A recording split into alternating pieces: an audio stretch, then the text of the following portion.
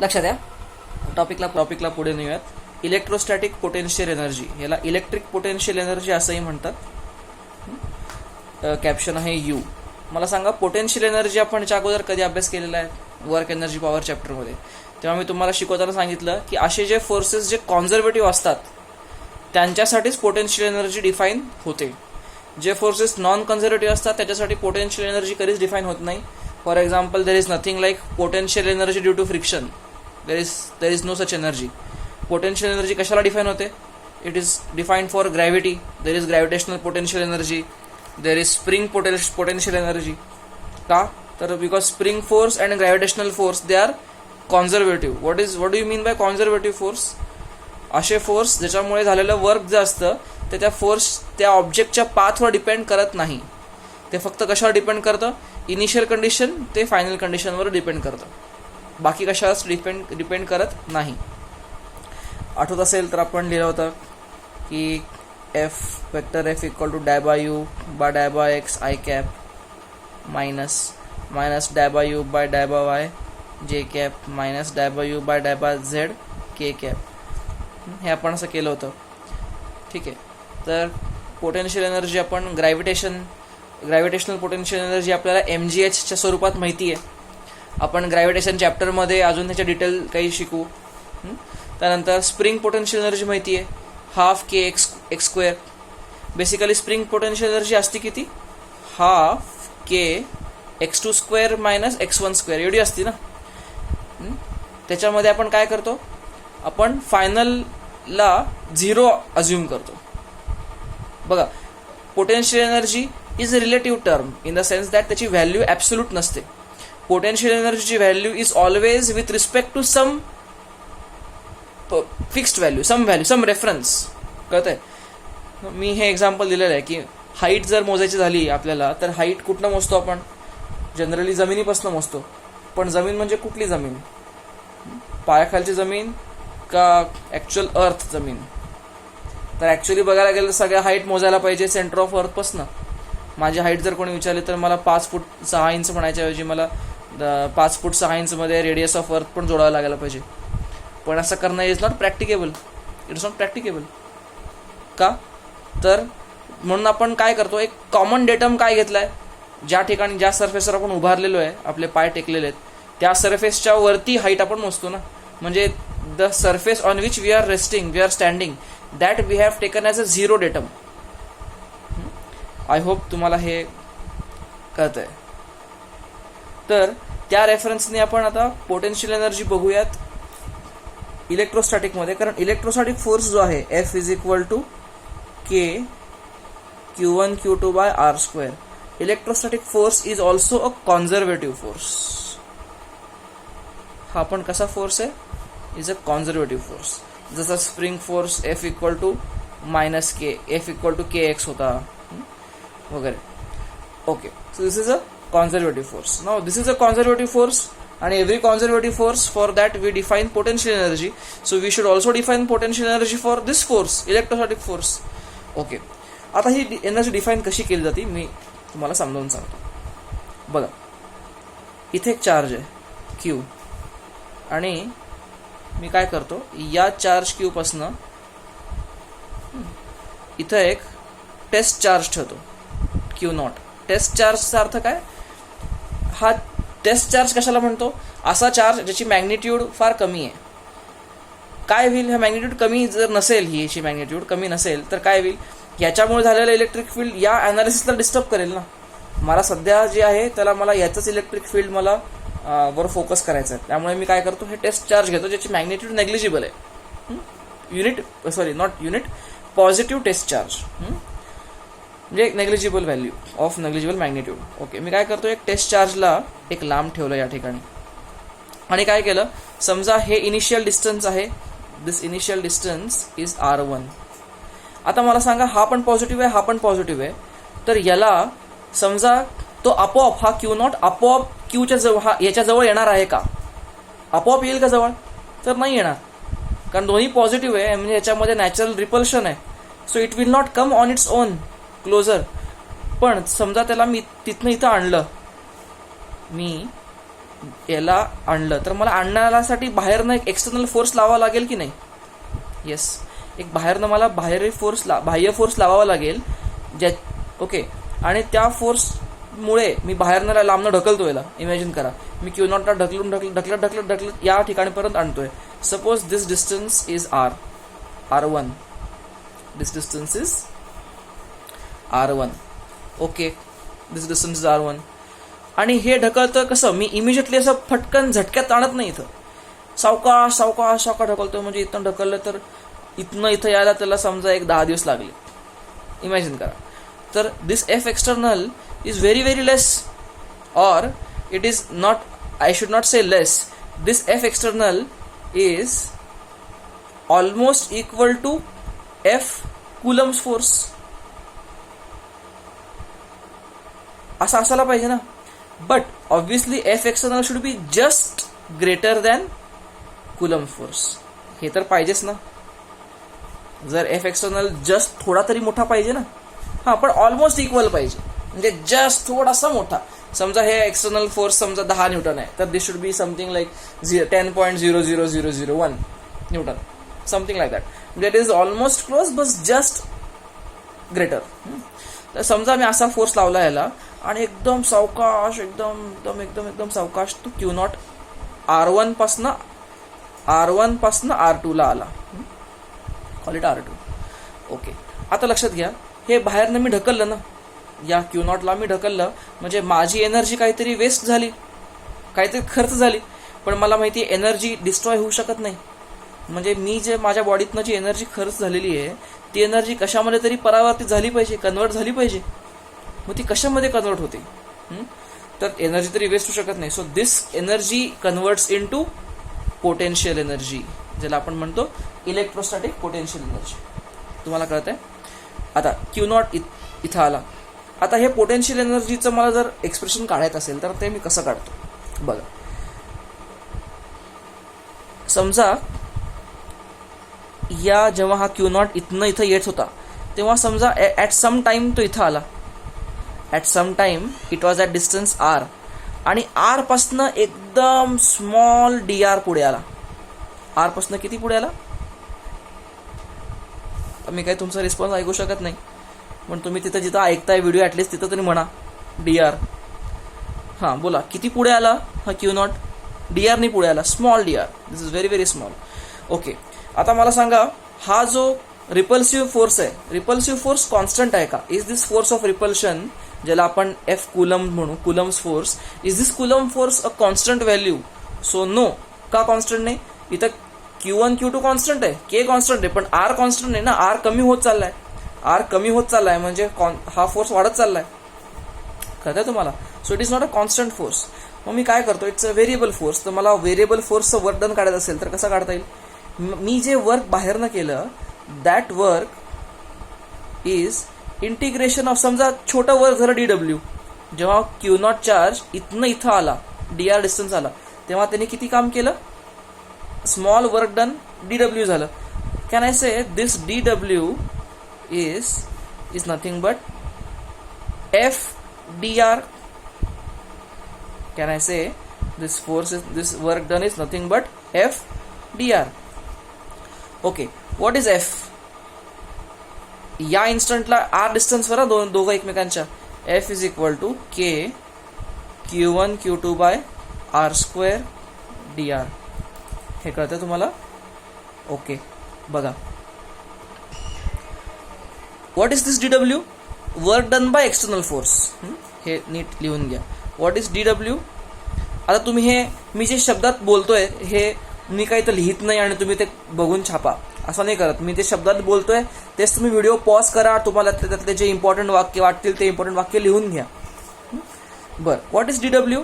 DW is, this is small work done ना, small work done due to external force. Okay, but I am not interested in small, I am interested in large. So total work done is equal to integration of DW. DW की value हुई है, bring this value here, K Q naught by R² dr.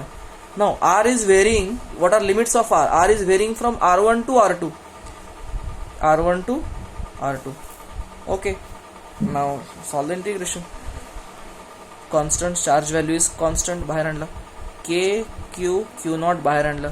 Integration 1 by R square dr, where R is going from R1 to R2. Okay. बोला K Q Q naught R square ना, R square is वरती आल्यानंतर R raised to minus 2 होईल. म्हणजे R raised to minus 2 म्हणजे काय? R raised to minus 2 plus 1 upon R raised to minus 2 plus 1. Minus 2 plus 1 is what? Minus 1. So this is going to be minus 1 by R. Limits from R1 to R2. Okay, इथपर्यंत आलं. पुढे आपण दोन्ही limits टाकू. आता या मायनसमुळे आपण लिमिटची पलटी करतो ना वरणाखाली. मग काय येतं मला? K Q Q naught is equal to 1 upon R1 minus 1 upon R2. काय आहे? Work done due to external force. असं लिहिलं मला W एक्सटर्नल. आता मला सांगा, हे मी बाहेरनं माझ्या मस्क्युलर एनर्जीचं एवढं कार्य आहे आणि हेच कार्य कशामध्ये कन्वर्ट होतं? परावर्तित होतं. This work itself is converted into potential energy. Okay, म्हणजेच मला जर हे असं बोलायचं झालं, मला असं म्हणायचं झालं की इथं अगोदर चार्ज होता क्यू नॉट, तो इथं आणण्यासाठी मला जे फोर्स बाहेरनं करावं लागला, जे लावावं लागलं, त्या फोर्सनी केलेलं कार्य हे कशामध्ये कन्वर्ट झालं? पोटेन्शियल एनर्जीमध्ये. ह्याचा अर्थ काय? समजा याची पोटेन्शियल एनर्जी, याचं पोटेन्शियल एनर्जी U1 आहे आणि याची पोटेन्शियल एनर्जी U2 आहे. तर मग आता काय लिहू मी? डेल्टा U काय लिहू? फायनल मायनस इनिशियल ना, U2 मायनस U1, हो ना, असं लिहू ना मी याला. म्हणजे काय झालं? आता वर्क डन, मी बाहेरनं जे वर्क डन केलं आहे, इथं बघा, हे जे वर्क डन केलेलं आहे हे कशामध्ये कन्वर्ट झालं आहे? डेल्टा यूमध्ये कन्वर्ट झालं आहे. आता हे वर्क डन ह्याच्यात कन्वर्ट झालं म्हणजे डेल्टा यू वाढला ना, म्हणजे पोटेन्शियल एनर्जी वाढली. लक्षात घ्या, याची पोटेन्शियल एनर्जी कमी होती आणि याला, या टेस्ट चार्जला या चार्जच्या जवळ आणल्यामुळे याची पोटेन्शियल एनर्जी वाढली. तुम्हाला कळतंय? वाढली कशावरनं कळतं? बघा, लक्षात द्या. मी याला अजून जवळ आणलं, अजून जवळ आणलं, तर पोटेन्शियल एनर्जीची वाढत जाईल ना. याची वाढत जाईल. कशावरनं वाढत जाईल? समजा मी या ठिकाणी आणून हात माझा बाहेरचा हात, मी एक्सटर्नल फोर्स लावतोय, हाताने ढकलतोय, समजा ते सोडून टाकला, हात सोडला, तर हे फटकन मागे जाईल ना, एकदम फास्ट मागे जाईल. फास्ट मागे गेलं म्हणजे याच्यात भरपूर एनर्जी होती, ह्याच्यात थोडी एनर्जी कमी आहे, ह्याच्यात अजूनच कमी आहे. आणि हा क्यू नॉट एकदम लांब ठेवला इन्फायनाईट डिस्टन्सला तर एकदम कमी, सगळ्यात कमी. बरं, मग मी तर काय करतो? हेच कन्सेप्ट पुढे नेतो. डेल्टा यू W एक्सटर्नलचा फॉर्म्युला लिहितो. K Q Q naught 1 by R1 minus 1 by R2. कळतंय का? बघा, 1 by R1 minus 1 by R2. Okay, बर, हा एक इक्वेशन असं आलेलं आहे, पण हे दिसायला सुंदर नाही आहे. थोडं अजून सुंदर कसं करता येईल? सुंदर नाही म्हणजे काय? आपण, मी तुम्हाला मगाशी म्हटल्याप्रमाणे, कुठली पोटेन्शियल एनर्जी आपण एखाद्याला डेटम मानतो ना, कशाला तरी झिरो मानून त्याच्या तुलनेमध्ये दुसऱ्या जागेची काढतो. बरं, मग आता काय करतो? हे यू डेल्टा यू म्हणजे काय आहे? फायनल मायनस इनिशियल ना. फायनल कुठे होता? U2 मायनस U1 होता ना. अच्छा, मी तर काय करतो, तर कम्पेअर करायला काहीतरी पाहिजे म्हणून एक काय काम करू? मगाशी मी जसं हा अगोदर चार्ज इथं ठेवला होता ना, अज्युम करा हा चार्ज इन्फायनाईटला ठेवला आहे, म्हणजे R1 काय आहे? If R1 is equal to infinity, R1 इन्फायनाईटला आहे. जर असं असेल तर मला सांगा, इन्फिनिटीला U1 काय असतो? Potential energy at infinite distance 0. त्याची एनर्जी एकदम वीक होऊन जाईल तो, म्हणजे याच्यामुळे तिथं रिपल्शन एकदम कमी ना, तिथं इन्फिनिटीला एकदम वीक. ओके, आता तसं जर असेल तर इन्फायनाईट, मी R1ला इन्फायनाईट जर ठेवलं तर मला सांगायचं काय होईल? If I substitute, say if at R1 equal to infinity, U1 is equal to 0, करा सबस्टिट्यूट. तसं जर केलं तर मला काय मिळेल? U2 K Q Q naught 1 upon R1, 1 upon infinity असते 0, minus 1 upon R2 is equal to U2. कळतंय? म्हणजे potential energy at 2 is equal to, हा संख्या काय ती K Q Q naught by R2. म्हणजे मला हे असं इक्वेशन आलं which is very nice equation. Okay, याचा अर्थ इन जनरल मी यातनं कन्क्ल्युजन काय करतो, कुठल्याही चार्ज क्यू पासनं समजा कुठल्याही R डिस्टन्सवर एक चार्ज क्यू नॉट ठेवला, तर किंवा से आता Q1 म्हणू आणि ह्याला Q2 म्हणू, Q1 ठेवला आणि Q2 ठेवला, दोघांचा डिस्टन्स किती आहे, R आहे. तर या Q1 मुळे या ठिकाणची पोटेन्शियल एनर्जी किती, बघा ती पोटेन्शियल एनर्जी किती आहे, ती के Q1 Q2 बाय R. बघ ना, R2 काय आहे ना, फायनल डिस्टन्स होतं ना हे. याचा अर्थ काय, या जागेची पोटेन्शियल एनर्जी अशी कधी लिहू शकतो मी, जेव्हा मी इन्फिनिटीला 0 घेतलेलं आहे. तुम्हाला कळत आहे ना, जेव्हा इन्फिनिटीला 0 घेतलं आहे तेव्हा मी असं लिहू शकतो. You understand this, very important. Okay, आता कम बॅक टू वरती, जसं आपण अगोदर पण हे शिकलेलं आहे, डब्ल्यू एक्सटर्नल काय असतं, is minus W of conservative ना. आता कॉन्झर्वेटिव्ह म्हणजे इलेक्ट्रोस्टॅटिक वर्क डन, म्हणजे work done due to electrostatic force, आणि which is also equal to delta U. हे फार इम्पॉर्टंट आहे, बरेच न्यूमेरिकल तुम्हाला याच्याने सॉल्व्ह होतील. आणि what is this electrostatic potential energy, हे अख्खं डेरिवेशन तुम्ही लिहून घ्या. चला एक सिम्पल प्रॉब्लेम करूयात. आता बिफोर दॅट, आता सांगायची गरज नाही, potential energy is a scalar quantity, so this is a scalar quantity, unit is joule. हे सगळं मला सांगायची काही गरज नाही. बरं, समजा इथे 5 कुलम चार्ज आहे. What is potential energy if charge 2 coulomb is kept here at a distance of 2 metre. Find potential energy, call this point A, call this point B. Find UB is equal to not equal, how much. काढा, करा pause स्क्रीनला आणि हे काढा. बघा काय येतं, UB is equal to काय येणार, K into product of charges 5 into 2 upon distance. बघा फक्त फोर्समध्ये तर स्क्वेअर होता ना, के Q1 Q2 bye R square होता.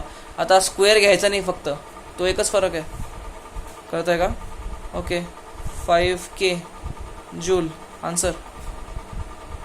के ची व्हॅल्यू सबस्टिट्यूट करा, 5 into 9 into 10 to the power 9 joule, 45 into 10 to the power 9 joule answer. Okay, ह्याच्यात अजून एक व्हरायटी बघूयात, ते म्हणजे potential energy of a system. मगाशी आपण जी बघितली ती पोटेन्शियल एनर्जी, ही पण पोटेन्शियल एनर्जीच आहे, फक्त फरक असा आहे, मगाशी आपण 2 चार्जेस कन्सिडर केले, पण आता सिस्टमची बघू. System means there can be multiple charges एक साथ. For example let us take a simplest system of 3 charges. समजा हा चार्ज, हे तिन्ही क्यू क्यू क्यू आहे आणि हे अशा या शेपमध्ये मांडून ठेवलेले आहेत. This is the form equilateral triangle like this of side A. आता मला सांगा, तिन्ही चार्जेस, हे असे चार्जेस असे राहतील का आपोआप सहज आपला आपण असं येऊन गपचूप इथं थांबतील का या 3 ठिकाणी? होणारच नाही. का तर हे तिन्ही लाईक चार्जेस आहेत, त्यामुळे तिघांमध्ये रिपल्शन असणार आहे. अनलाईक असतील तर अट्रॅक्शन असेल, लाईक असतील तर रिपल्शन असेल. त्यामुळे ते स्वतःहून असं येणारच नाहीत. तर मला काय करावं लागेल, त्यांना लांबनं घेऊन यायला, या ठिकाणी आणायला मला काहीतरी कार्य करावं लागलं. म्हणजे यासाठी मी काहीतरी एक्झाम्पल देतो. समजा आपल्या क्लासरूममध्ये एक कोणतरी आहे, एकदम कोणतरी भांडखोर आहे. भांडखोर म्हणलं की तुमच्या डोळ्यासमोर इमिजिएटली आला असेल कोण भांडखोर आहे आपल्या क्लासमध्ये. तर ती भांडखोर मुलगी एक ठेवली क्लासमध्ये, तर ती भांडखोर आहे तिथं, म्हणलं की बाकीच्या मुलांनी तिथं यायचं नाही आहे. मग पण तिथं सिस्टम बनवायची आहे, क्लासरूम बनवायचा आहे, म्हणजे मला बाकीच्या लोकांना बळजबरी तिथं आणावं लागेल ना. ठीक आहे, समजा 3 लोकांची क्लासरूम आहे, त्यातली एक व्यक्ती आहे ती फार भांडखोर आहे, पण मला या 2 लोकांना त्यांच्या इच्छेविरुद्ध ढकलत त्यांना इथपर्यंत आणावं लागेल. म्हणजे मला त्यांच्यावर काहीतरी कार्य करावं लागेल. माझ्या मस्क्युलर एनर्जी ढकलण्यामध्ये खर्च होईल, आणि so I have to do some work, आणि हे कार्य ह्यांच्यामध्ये स्टोअर होईल in form of potential energy. कळतं आहे? एका क्लासरूममध्ये समजा तुमचं कोणाचंच पटत नाही आहे, सगळे एकमेकांची एकदम वैरी आहे, तुम्ही हार्डकोर एनिमी, आणि समहाव मला तुमचा क्लास चालवायचा आहे आणि एकत्र एका ठिकाणी बसवायचं आहे. तर मला काय करावं लागेल, एकाला भिगवणवरनं आणलं, एकाला पाटसवरनं आणलं, एकाला इकडनं फलटणवरनं आणलं, सगळ्यांना आणून या एका ठिकाणी बसवावं लागेल ना. त्यासाठी मला काहीतरी कार्य करावं लागलं, आणि हे कार्य कशामध्ये कन्व्हर्ट झालं, तर या तिघांच्या पोटेन्शियल एनर्जीमध्ये कन्व्हर्ट झालं. ह्याचं काय प्रूफ काय असं झालं कन्व्हर्ट, तुम्ही फोर्स काढून टाका. समजा मी या 3 चार्जपैकी या दोन्ही ज्याला ढकलून ठेवलेलं आहे, तर माझा जर ढकलणारा फोर्स काढून टाकला तर ते इथं परत राहतील का? नाही राहणार, ते लांब पळतील एकमेकांपासून. कळतं आहे? ओके. तर या सिस्टमला, तिघांची सिस्टम आहे, ही सिस्टम मला बनवण्यासाठी मला जेवढं कार्य करावं लागलं, त्या कार्याला काय म्हणतात, पोटेन्शियल एनर्जी ऑफ सिस्टम. तुम्हाला फरक कळतोय पोटेन्शियल एनर्जी सिस्टमची आणि मगाशी सांगितलेली. मगाशी फक्त 2 चार्जेस होते, 2 point charges. Now they are not 2, they are multiple charges, they form a system. म्हणून तर मी याला काय म्हणतो, पोटेन्शियल एनर्जी नुसतं दोघांची म्हणत नाही, तिघांची कंबाईन सिस्टमची. कळतंय? ओके. आता ही सिस्टमची व्हॅल्यू कशी काढायची बघा. तर मी कसं काढतो बघा. ओके, लेटस जर ह्याला चार्ज 1, चार्ज 2, चार्ज 3 असं म्हणलं, तिघांची मॅग्निट्यूड सेमच घेतली सध्या, कन्फ्युजन नको म्हणून. तर मला सांगा टोटल एनर्जी ऑफ सिस्टम मला कशी काढता येईल. हां, initially let's start from beginning. स्पेसमध्ये काहीच नाही आहे, मी फक्त याला आणलं, क्यूला त्या ठिकाणी ठेवलं. आता स्पेसमध्ये काहीच जर नाही आहे, तर मी या क्यूला आणण्यामध्ये मला काही कार्य करावंच लागलं नाही, तो इथंच होता. कशाच्या अगेन्स्ट कार्य केलं ना, कोण नाहीच आहे कार्य करायला अगेन्स्ट. कळतं आहे का? तर मी पहिल्यांदा क्यू आणून ठेवला इथं, तर ह्याला कार्य किती करावं लागलं, पहिल्याला 0 कार्य करावं लागलं. दुसऱ्याला कार्य, आता हा इथं एकटा होता ना, आता मी ह्याला आणलं, 2 नंबरला आणलं. 2 नंबरला आणलं तेव्हा हा 3 नंबर ना, हा 3 नंबर नव्हता, 2 नंबर होता. हा 2 नंबरला आणलं, म्हणलं की हा होता आहे त्याला अपोज करायला. म्हणजे ह्याला 2 नंबरला समजा या चार्जला मी इन्फिनिटीपासून इथपर्यंत आणलं, तर मला सांगा इन्फिनिटीपासून इथपर्यंत आणायचं कार्य जे स्टोअर झालं एनर्जीमध्ये, ती एनर्जी किती असते, क्यूचं मल्टिप्लिकेशन म्हणजे KQ² बाय डिस्टन्स ए. डिस्टन्सचा स्क्वेअरने लक्षात घ्या, डिस्टन्सचा स्क्वेअर केला तर फोर्सची व्हॅल्यू होती ती. ओके, हे झालं दुसरा चार्ज आता ना. आता 3 नंबर चार्ज आणतो. 3 नंबर चार्ज जेव्हा आणला तेव्हा ते या चार्जला हा पण अपोज करतोय आणि हा पण अपोज करतोय. ओके, आता ह्याच्यामुळे झालेलं अपोजिशन किती आहे, KQ² बाय ए, आणि याच्यामुळे झालेलं अपोजिशन किती आहे, तेच ना, डिस्टन्स एच आहे ना, म्हणजे प्लस KQ² बाय ए. सगळ्याचे ॲडिशन करा, म्हणजे टोटल एनर्जी ऑफ सिस्टम किती झाली आता, इट इज 3 KQ² बाय ए. हे कळतं आहे? याचा अर्थ मला किती मेहनत घ्यावी लागेल तिघा लोकांना एकत्र ठेवायची, इथं या ठिकाणी आणून ठेवण्यासाठी मला किती मेहनत घ्यावी लागेल, किती जूल एनर्जी माझं रक्त आटवावं लागेल, एवढं. कळतंय ना? ह्यालाच म्हणतात पोटेन्शियल एनर्जी ऑफ सिस्टम. आणि जर मी कुठल्याही क्षणी जर मी तर बाहेर धरून ठेवलेला फोर्स जो काढला, तर काय होणार, एकदम ते या एनर्जीचा वापर करणार आणि ही एनर्जी कशामध्ये कन्व्हर्ट करणार, कायनेटिक एनर्जीमध्ये. आणि ही एनर्जी कमी होणार आणि कायनेटिक एनर्जी वाढत जाणार आणि ते एकमेकांपासून लांब पळणार. तुम्हाला आलं अंदाज, लक्षात आलं? म्हणजे त्याच्यात वर्क एनर्जी थेरम पण तर मिक्स होणार. कळतंय? ओके, असे प्रॉब्लेम्स भरपूर छान क्वालिटी प्रॉब्लेम्स याच्यात बनतात आणि भरपूर व्हरायटी आहे, व्हरायटीला काय कमी नाही आहे. तर आपण फक्त विचार जितकं करू शकू तितकं व्हरायटी याच्यात प्रॉब्लेममध्ये. तर तुम्ही वर्क एनर्जी थेरम जो आहे, वर्क एनर्जी चॅप्टर आपला, वर्क फॉर एनर्जी, तो एकदा रिवाईज करा. ठीक आहे, त्याची फार गरज आहे या टॉपिकमध्ये. अजून एक एक्झाम्पल बघा, आपण एक काढू, क्यू. जसं मी मगाशी ट्रायंगल घेतला, इक्विलॅटरलचा स्क्वेअर घेतो. समजा आम्हाला अशी 4 क्यूची सिस्टम बनवायची आहे, 4 क्यूची सिस्टम मला बनवायची आहे.